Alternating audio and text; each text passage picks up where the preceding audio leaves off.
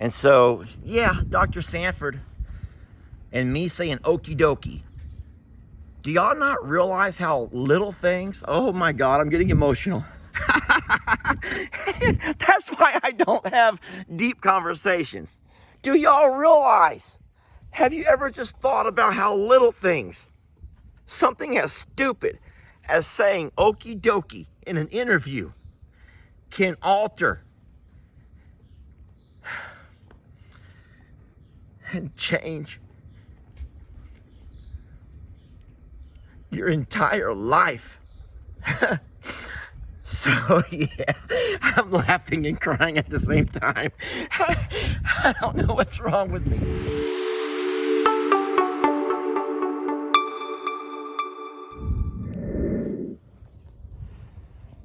Sitting here this morning watching Donkey Dan and Pig Trudy, and no, this is no laughing matter. I'm really concerned about Pig Trudy because she has this tremendous lump that's developed over there on the side of her body.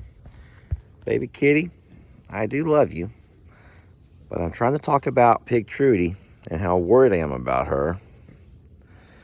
I spoke to Amanda, our pig lady, and she has no idea what that could be. And so I'm doing what I've done with my own kids, and I'm watching, her behavior and her demeanor. And she's eating, and she's playing, and she's walking around. And so for all of those reasons, I'm not really worried. But I just don't know what that is. And I don't think you all can see what I'm talking about from right here. But right there, that is a lump. It's about as big as a softball, because I can just, put my fist or put my hand around it. And so you can see it here, and I just been watching her like crazy, because I don't know at what point I try to load her up and take her in, but the difficulty in that is that she's so big. I wish she would get out of that shadow and you'd be able to see better. But the difficulty in trying to get her loaded up and taking her in, there we go, well, darn it, is that she's too heavy. She can't be put into a crate like she could when she was younger. Folks, just try to ignore whatever Ernie's over there doing, because I don't get that for anything. He's trying to steal the show. He's trying to steal the spotlight. Poor Trudy. And Ernie's just trying to do his own thing yeah, Ernie's like the shadow man. A lot of folks joke that they really can't see Ernie. He's like a silhouette there in the distance. In the background of all the videos, there's this little shadow, and that's Ernie. So Ernie just kind of has his own agenda. Today, it looks like his agenda is just trying to kick up some dust, give himself a little dirt bath. I know this is not related to Pig Trudy, but if you don't mind me jumping off to a different subject, I'm kind of known for that. So the reason that you see horses and different animals rolling around in dirt and sand and stuff like that is because sometimes it can kind of help in a couple of different ways. It helps control the oil in their skin. It also can help be like a natural preventative to keep flies and different insects off. And yeah, it has something to do with those things, folks. I'm definitely no expert, but what used to worry me when I'd see an animal doing that, I've heard a lot of people try to explain it. And so now when I see one rolling around doing stuff like that, it doesn't, I just realize it's just what animals do. Not all animals. You don't see some animals doing that. But donkeys, horses, cows, larger animals will do it. Okay, here we go. This is what I wanted to see. All right, folks. Now you can see it. So Pig Trudy has laid down right here. Now there's still, so Dan, if he would take another step forward, we could get the shadow off of the knot that I'm trying to point out to you right there. You know, I've already fed her this morning, so she ate fine. She come running when I called, and so I'm not that worried. Did I say it again, worried? You know what? It's something that we do here sometimes, folks. I'm embarrassed about it. But sometimes whenever we say a word twice, we double up on a word. I guess in a way it gives that word more significance. That reminds me of a funny story I'll tell you. So this, folks, this is 25 years ago, and I still remember this story. Now, listen, if you can still remember something 25 years after the fact, then it must have been pretty darn significant, all right? So I had gone to an interview, my very first interview. I had just finished school, or about to finish college, and I had my teaching certification. And man, I was going to be a teacher, and I mean, the world was opened. I mean, so many possibilities. And so I'd gone to a job fair, a teacher job fair. And man, there were so many schools hiring, and you know, so I set up a couple of interviews. I got one at the little local school here by the house, Cleveland ISD. And I had wanted to set up an interview with them because they were local, close. You know, you kind of, that's where I went to school. That's where I graduated high school. And so on one hand, you kind of wanting to give back. So I interviewed with those guys, or set up an interview. I also set up an interview in Aldine, which was at that point the highest paying district as far as teacher salary goes. And Aldine was paying like, sheesh, at least $5,000 a year more than every other district. And so of course I set up an interview with those guys. But then the funny one is, I set up an interview with Galveston ISD. Now Galveston, if you don't know this, Galveston Island, it's right there about 50 miles south of Houston. And knowing I could never drive that far, but my vision was to maybe get me an apartment or, you know, rent something there in Galveston. And so Galveston, folks, it's a resort town. There's beautiful beaches. No, hold on. When I say beautiful, I don't mean beautiful like, we're not talking like Pensacola. All right, we're not talking Mexico, Cozumel, Cancun beaches, but we are talking beaches. And hey, at the age of 21, beaches meant girls and beaches just, okay. So it ignited some kind of a spark in me. And man, I was excited about the possibilities of maybe getting me a job in Galveston. Okay, so I'm embarrassed to tell this story. Folks, I go to my interview. I drive all the way down. It's about an hour and a half drive from where I live here. I drive down. I'm dressed. You know, mom and dad helped get me a suit, and I'm looking sharp. And I have all my stuff together, all my paperwork, and I go into this interview. And I'm sitting there with these couple of guys, and, you know, very professional people, superintendent and whoever else it was. And we're sitting there talking. And they asked me a question, and I replied with my answer. And for some reason, instead of saying okay, I said okie-dokie. Okay, okie-dokie, folks. You don't say okie-dokie in an interview. And it's a country word. It's a country word that you probably have never heard, okie-dokie. And I don't know why I said that, but I caught myself when I said it. I saw the way they all looked at me. I saw the way they kind of looked at each other. And I'm sitting here in my first professional interview, and I'm saying okie-dokie. All right. So I try to regain my composure. And so the problem with me is once I've lost my composure, it's hard to regain it back because my mind starts playing these tricks on me where I keep thinking that I'm remembering what I just did, and I can't stop thinking about it. Look at that knot. And so they continue on with a couple of more things, and they say, okay, Mr. Marr, what we're going to do is, you know, we're going to contact your university, and we talk to your professors, you know, blah, blah, blah, and we'll get back to you. And I'm like, okie-dokie. For the second time, I'm like, okie-dokie. Oh my God. Folks, now I'm not saying that because I used the word okie-dokie twice in the same interview is why I did not get the job. But you know what? They never called. They never called back. They never called back. And I was just crushed. I drove all the way home that day. I drove along the beaches first, and I fantasized a little bit more, and then I began the long drive home, and then that was the end. That was the end of my my short, brief tenure in Galveston ISD. Was the fact that I said okie-dokie twice in an interview, and I just showed those folks what a country bumpkin I really was. Oh, that was embarrassing.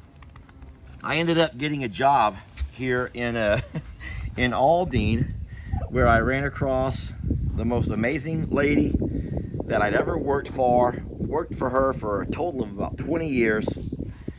And believe it or not, I still work for her today. She has just been an amazing inspiration to me. So I know that, they say God works in mysterious ways and all this kind of stuff. And I'm guessing if I had got that job in Galveston, yeah, I might have lived the dream for those couple of years. It might have been nice to be able to go to work and after work go along the beach and do whatever guys do along beaches. That would have been cool. But I would have never met some of the people in my life that have impacted my life the most. And so I also would not have been able to have lived here. I would have invested who knows how much money, or let's just say wasted how much money on some apartment. All because you just kind of want to, Anyway, so actually, if you think about it, me being so country and using the word okie-dokie, it might have actually made me who I am today. Can you believe that, Cornholio? Okie-dokie. Yeah, it actually has helped shape and made me who I am today. No, in saying so, it's put me in a place where I was able to meet Dr. Sanford, who just changed my life in so many ways, made me a really, really good teacher, sent me to the best of trainings. Listen, y'all, I will add one more piece of this story. Dr. Sanford made me. Okay, I was the kind of guy who never wanted to go to any staff developments. I never wanted to go to any kind of trainings. I would rather spend my days in a classroom in a heartbeat than have to go off campus to a training. Now, a lot of teachers love training. A lot of teachers, they want to go off campus. They can have an hour-long lunch. They can be kid-free. They can sit there with their friends in meetings and sit there and text each other and write notes and laugh and giggle. You know what? Not me, though. I hated trainings. I would rather be in the classroom. Lay down, baby. Lay down. I'd rather be in the classroom with them kids because that was my element. You want to lay down or not? No, she ain't laying down this morning. But Dr. Sanford came to me and said that I'm going to send you to a training where you can learn the art of videography. And I'm like, videography? And I just hee-hawed around. I did not want to do it. And I said I'm not going and all this kind of stuff. And no, she needed the person to be their school's photography person, to take the school photos and to do all the school videos and to record events. Man, I did not want to do that. There's who wants to spend their time taking videos and pictures and all that mess? Guys, she made me go. But get this. I go to that training, and it wasn't a one-day training. I need to point this out. It was not a one-day training. This training, folks, was a semester-long training. I had to go one day every 2 weeks for an entire semester. But check this out. At that training, they taught me how to properly take photos using a very expensive camera, which they gave to our school, which was housed in my classroom because I was the guy who had been trained how to use it. It also they taught me how to take videos, how to edit a video. What I mean by that is you take a long video clip of, like I'm doing right now, and you can cut it. You can slice it and take things out that you don't want, add things in. You could put music if you wanted to. You could put captions. They taught me all of those things about video and photo editing. I also, when the training is finally over, I am our school's guy. So yeah, for years I take that camera and I make things for the school. But guess what? That camera stayed with me, which means I brought that camera home, which means I also made videos of my kids, of my family, things going on around the house. I took that camera and made videos of everything, and I became obsessed with videos. And I began to live my life, if you will, seeing life through the small lens of that camera, and got used to it. I began to record all of Le's basketball and football games, and I've made him some really neat highlights of his life, of his games, by the fact that I had that camera. And listen, get this, folks. Years later, what was it? On my way home, after being evacuated from a hurricane flood, it was just second nature to pull out that camera and video what I was seeing as I was coming up my driveway. Not because I ever had any intentions of a video going viral. I'm not a viral video kind of person. I just video stuff. It had became, sort of who I am. I am the Morrow family historian. I tell all the stories so they will never die. I put them in videos. I take photographs of family events and gatherings. I'm that guy. And all of a sudden, I have a video of something horrible, just horrific. The destruction, the debris, the trash, the death. And not only here, but of Plum Grove, just the things that we see up and down the streets and the animals, and man, it was horrible. But guess what? I do what I just has become second nature to do. And I make that video and I publish it and put it out. And next thing you know, think about it. Here I am 3 years later, and the social media has just been so good to us. Well, think about it. Social media has connected us to people all around the world. We have over 100,000 folks on our Instagram who they don't come there to hear me talk. They come to see pictures and short videos of animals, animal people. And then we have, 150,000 people who follow us on the YouTube. Why? It's not Lester they're following. It's not Ellie or Jamie. It's animal stories. They want animal stories. They can't get enough of animals. And then, of course, Facebook, folks.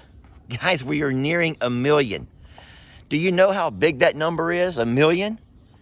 We are nearing 1 million followers on Facebook. And so, yeah, Dr. Sanford and me saying Okie-Dokie. Do y'all not realize how little things? Oh my God, I'm getting emotional. That's why I don't have deep conversations. Do y'all realize? Have you ever just thought about how little things, something as stupid as saying Okie-Dokie in an interview, can alter and change your entire life? So yeah, I'm laughing and crying at the same time. I don't know what's wrong with me. Yeah, so y'all better remember that, folks. I don't know why I'm crying right now. I'm sitting here and I'm looking at these babies. We have a new barn that's about to be built over here. I'm slowly building it. It's a work in progress. You see the stack of lumber that I got delivered yesterday.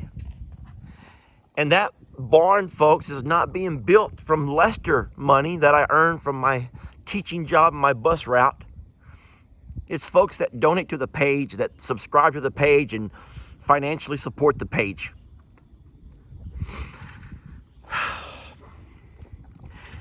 And then I turn around and I look over here and I remember the top of that barn. It took us so long to get that thing going. We had the outside of that barn built, just, you know, we pieced it together. We literally pieced that thing together. And it took us 2 years to build that. But we have a barn over here, folks. And as you can see, there's ongoing construction right now on this thing where we're able to stack our hay. And we also have a guy we're able to afford who's come out, who's starting to weld us together a place for some horse stalls. Horse stalls. So our horses have a place to come in out of the weather and to be, you know, to eat and sleep at night. Where the farrier or the vet can come out and work on them. A place for the hay to be stacked. We have that pond up in the front. All the fences built around here. All this stuff has happened because I captured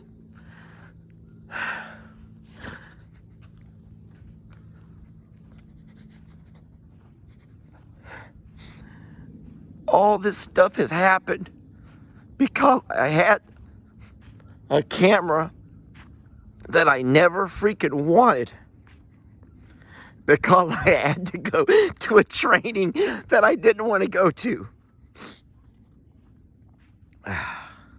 because I worked for a lady who wouldn't take no for an answer. I feel so stupid right now.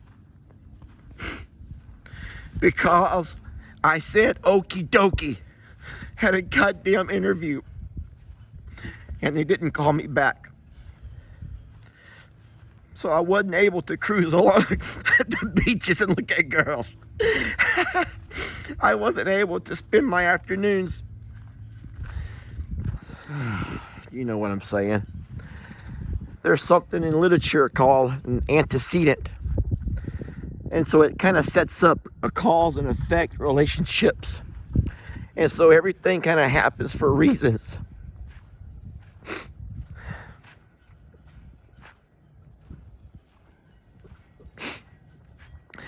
I'm walking around here and I feel like an idiot. There's a porch full of things that people have sent for these animals. Oh, jeez. It's just people have been so good to us. I don't know what I'm doing. Yeah, Okie-Dokie. Lester's gonna turn off this camera now. I hope you know this video never started off. Wasn't supposed to be like this.